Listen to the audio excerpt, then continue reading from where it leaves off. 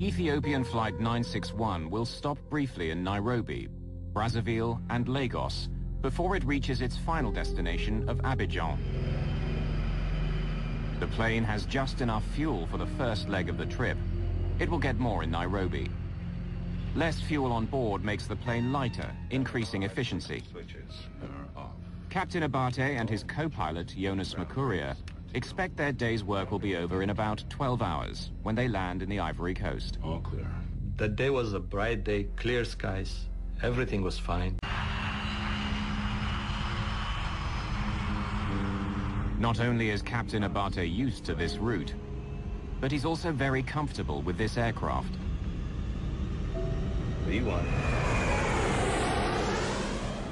He and other members of Ethiopian Airlines call it Zulu.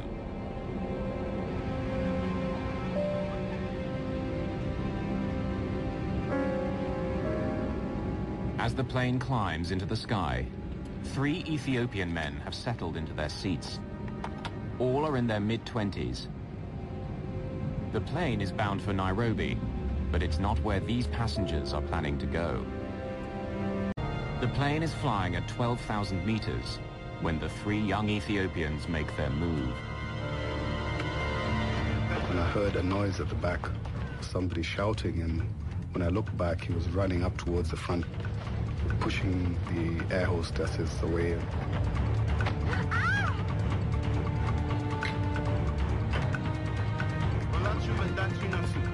There were 2 guys zipping down the plane, yelling something incomprehensible.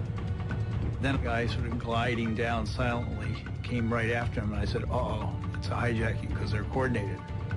Initially, we sort of just looked at each other and wondered what was going on.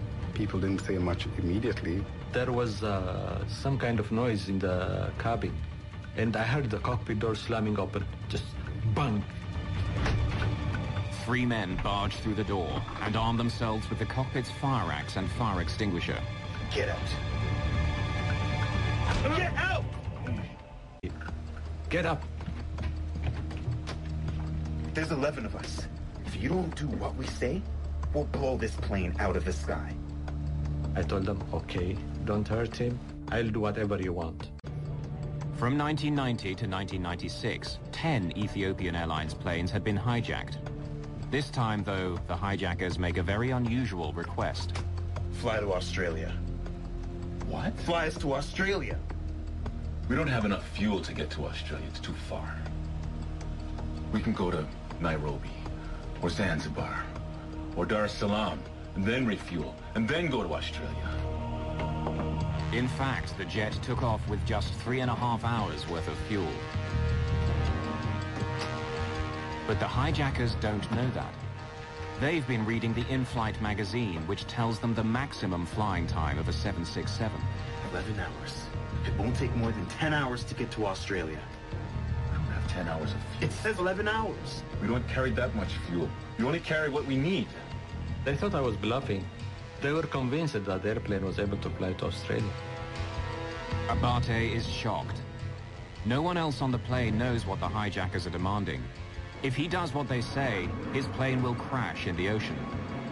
If he doesn't, they say they'll blow it out of the sky. As the aircraft flies south, Addis Ababa passes the captain over to Nairobi Air Traffic Control.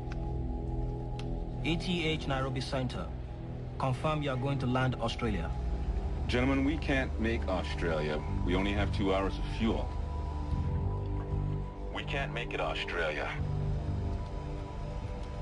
We will make our landing. ETH 961.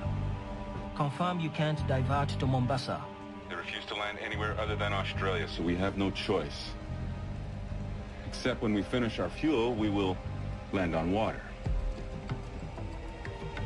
But with 2 hours of fuel, you can't make Australia.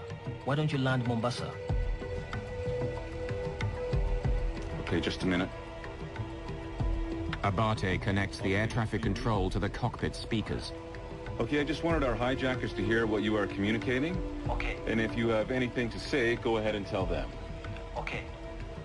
I am advising you that with 2 hours of fuel, you will be unable to reach your destination. And probably you would have to land underwater. The solution is for you to land in Mombasa. Go ahead. The hijackers of ETH-961. If you have copied, go ahead.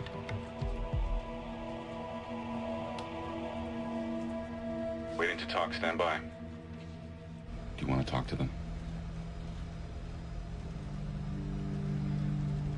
Okay, they say they don't want to talk. They're not willing to negotiate on any terms. Confirm they are ready to land in the ocean and drown. Do you have another alternate aerodrome? Please advise. I have no alternate aerodrome. Sir, I'm in a very tight corner. Enough talk. We will not negotiate. That's bullshit. That's bullshit. They said follow our instruction.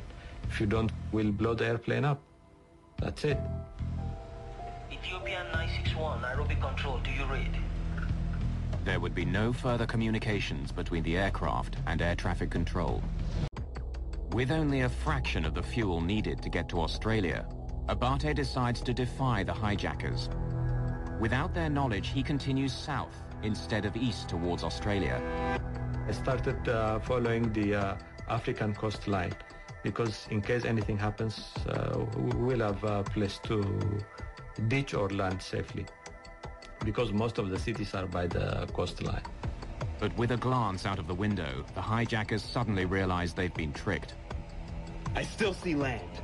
Turn the plane! Now Captain Abate has no choice. He turns his plane east over the open ocean.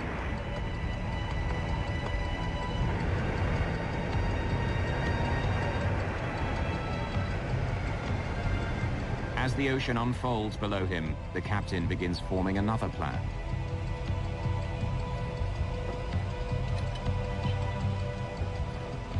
I had no chart nearby because it was on the co-pilot side. So I had a small atlas. So I took out that atlas and I saw the Comoros Island. Nestled between the African continent and the island of Madagascar is their only hope, the Comoros Islands. A remote holiday playground in the Indian Ocean.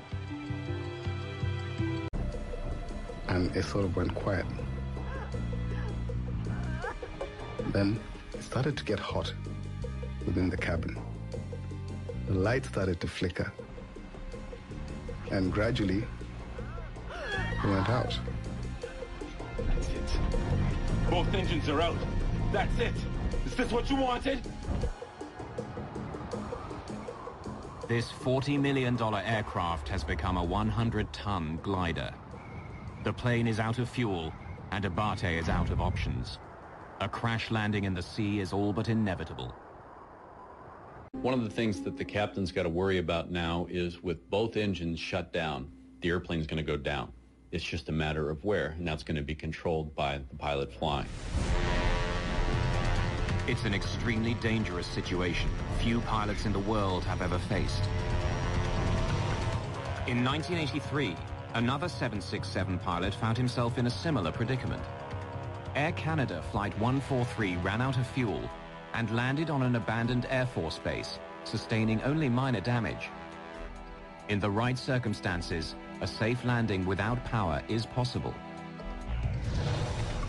Captain Abate hopes to land at the airport in the Comoros Islands, but struggling against the hijackers on the final turn, he loses his bearings and cannot visually locate the runway.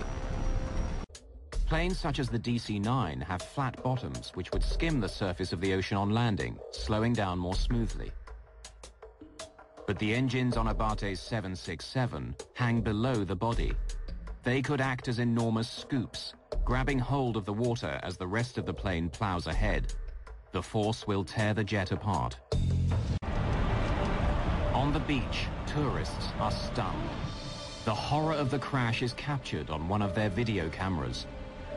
The plane is flying at more than 370 kilometers per hour when it hits the water.